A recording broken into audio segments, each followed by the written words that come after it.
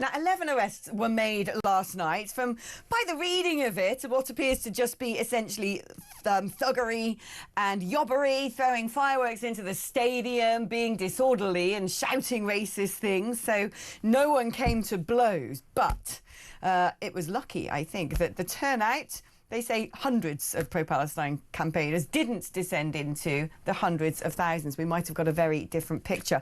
But let's find out what did come to pass last night and catch up with Nick Ellerby, who is our fantastic TalkSport reporter live from Birmingham. Good morning, Nick.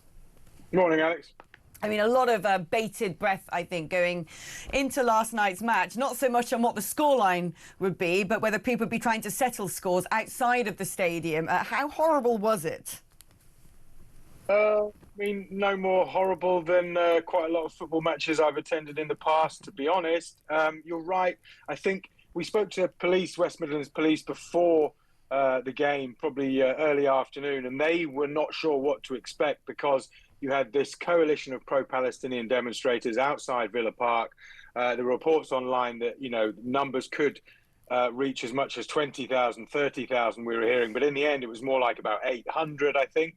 And then they were asking for Israel to be kicked out of international sporting competitions. And then on the other side of the stadium, you had a very well-policed, a very small kind of counter-protest, excuse me, with pro-Israel demonstrators showing support for British Jews, holding up placards, and they had a few speeches and things, but they weren't allowed to get anywhere near the stadium and the pro-Palestinian demonstrators on the other side. You mentioned those 11 arrests. We've got a bit more information on those now. One was for shouting racist abuse during a road rage incident at Villa Park. Another for a young man for refusing to remove a face covering. One 17-year-old boy for not complying with the dispersal order. Someone was arrested for shouting abuse toward pro-Israel demonstrators. Another person was arrested for shouting abuse toward pro-Palestine demonstrators. One was arrested for shouting racist abuse at a police officer. Someone for possessing Class B drugs. There was a big smell of weed last night, but again, no different to a lot of football matches I've attended in the past. And another person for trying to throw fireworks into the ground. We did see a little bit of a clash just before the game started at 8 p.m. between the pro-Palestinian supporters outside the stadium and the Aston Villa supporters inside the stadium. They were kind of goading each other. A bottle was thrown. Apparently, someone tried to throw fireworks into the ground. That person was arrested. And then later on, some of the Aston Villa fans launched a few cups full of beer down at the protesters beneath them. And obviously, we had, interestingly, that interview with the West Midlands Police before kickoff, saying that the decision to ban Maccabi Tel Aviv fans from the game was based on the threat of hooliganism from a subset of Maccabi Tel Aviv fans, not on the threat of them being attacked by people in the local community. But obviously, the fact that Aston is 70% Muslim obviously contributes to that decision. But the West Midlands Police were quite careful to say that the banning of Maccabi Tel Aviv fans from the game was because of the threat of hooliganism from a subset, not all Maccabi fans, a subset of Maccabi Tel Aviv fans. The protest itself, as always with these things, did contain, some untoward elements. I heard chants of death to the IDF. There were some anti-Semitic slogans. If you see a Zionist, call the anti-terror hotline. But I wouldn't say I felt threatened in any way. And my cameraman was offered drinks and snacks as well by the protesters. And a lot of them were calling for a peaceful night of protest. And with 11 arrests, I think you have to say maybe overkill on the policing slightly, but they didn't want to take any risks. And thankfully, we had no major incidents. Thank you ever so much, Nick. And this is driving me mad. This idea that this was about the hooliganism of the Tel Aviv fans based on what happened in Amsterdam. And we know that there was a pogrom. We've got the receipts. We've seen the WhatsApp messages of people saying, oh, go and hunt a Jew.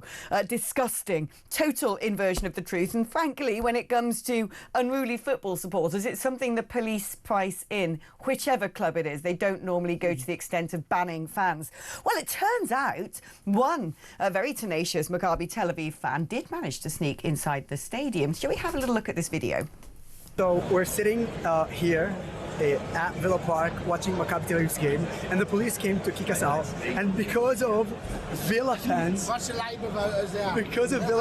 they literally shouted at the police and told them, "Why are you kicking them out?" So just a massive thank you very much. No problem. Thank you guys. Thank you. Really appreciate it.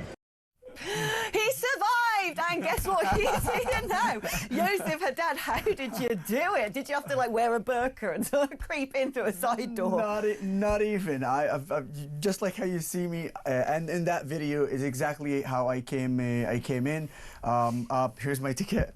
I got my ticket. And for me, this is it is sort of a win, because eventually they tried to ban us just because we are from Israel. And in fact, the fact that I'm an Arab is another evidence to the unbelievable lies about my country and about you're our an society. apartheid nation. I know, I've just come back from Israel. It's like, really, this is functional multiculturalism. Yeah. So for me, it's a win, because the fact that we managed to get in, it says that we will continue to fight.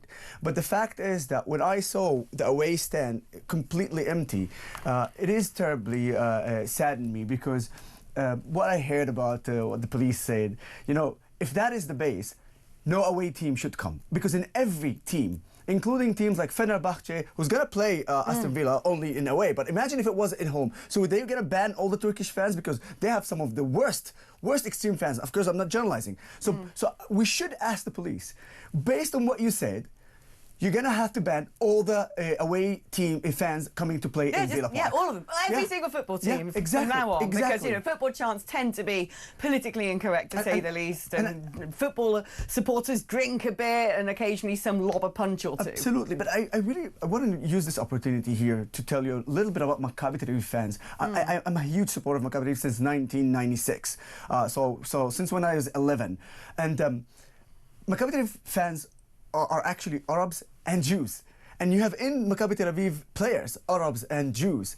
And we do so many things for the community. I'm part of an organization called Brothers to the Symbol of Maccabi Tel Aviv. And we do so many things to the Israeli society, Jews and Arabs.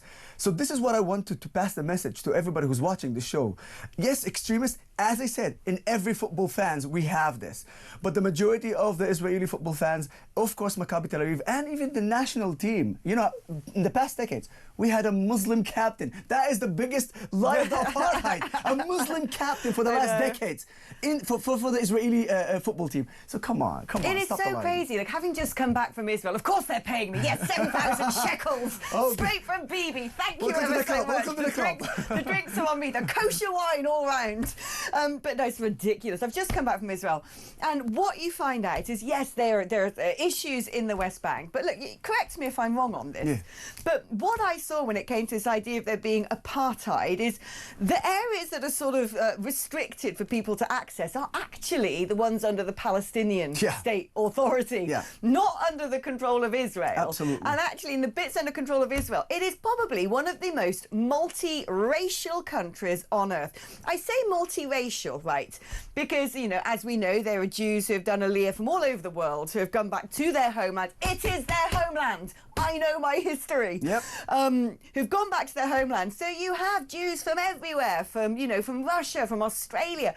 You've got Jews who are from the Middle East. You've got Ashkenazi Jews. You've got Hasidic Jews. And then you've got all the Christians, and all the Christian sites are accessible, and the Israelis look after them so well. And so many different languages and races of people. But what you do have is you're not actually multicultural. You're multi-faith. There are, you know, about 20% of Israelis are Arabs. 1.6 million Muslims and 145,000 Christians. But what I found out was they're all Israelis first, and they really believe in Israel, and they are proud of Israel. And you think, this is what a functioning multiracial, multi-religious society looks like. The bits that actually are going to hell in a handcart are the bits under the Palestinian Authority's control, where Israel's just left them to it because they have to. Right, you know, you've got this bit of land carved up, that's for you, and you can't go in if you've got an Israeli number plate. If I'd wanted to go visit Bethlehem, can't really do that very easily. It's the birthplace of my Messiah. Come on. So I'm happy that you brought Bethlehem, because I want to tell you about the fact that when Bethlehem was under the Israeli authority, 80% of Bethlehem were Christians and 20% were Muslims. Yeah. Today, under the Palestinian Authority, 90% Muslims and 10% Christians. And that shows you they're in poverty because no one can go visit anymore. There are no pilgrims going for Easter, no pilgrims going for Christmas. Same to my city, Nazareth. And I went to Nazareth. And you've been there. Yeah. You know, the fact is that what happened in Nazareth is so sad, because Nazareth is where Jesus is actually from. And Nazareth, according to the partition plan, was supposed to be a Palestinian city. Thank God the Arab leaders back then in 1947 did not agree to partition plans. Otherwise, I would be Palestinian. And I'll tell you more than that. With a mouth like this, I wouldn't survive 5 minutes under the Palestinian Authority because they would have killed me. In Israel, I criticize my country, I criticize my government, and I have the freedom of speech and the freedom of my religion to do what I want to do, obviously under the law. But the fact is that I have that ability is what makes me who I am today. But imagine if I was on the Palestinian Authority, I would be dead. Oh, the things that I saw, Yosef, the things that I actually saw was astonishing.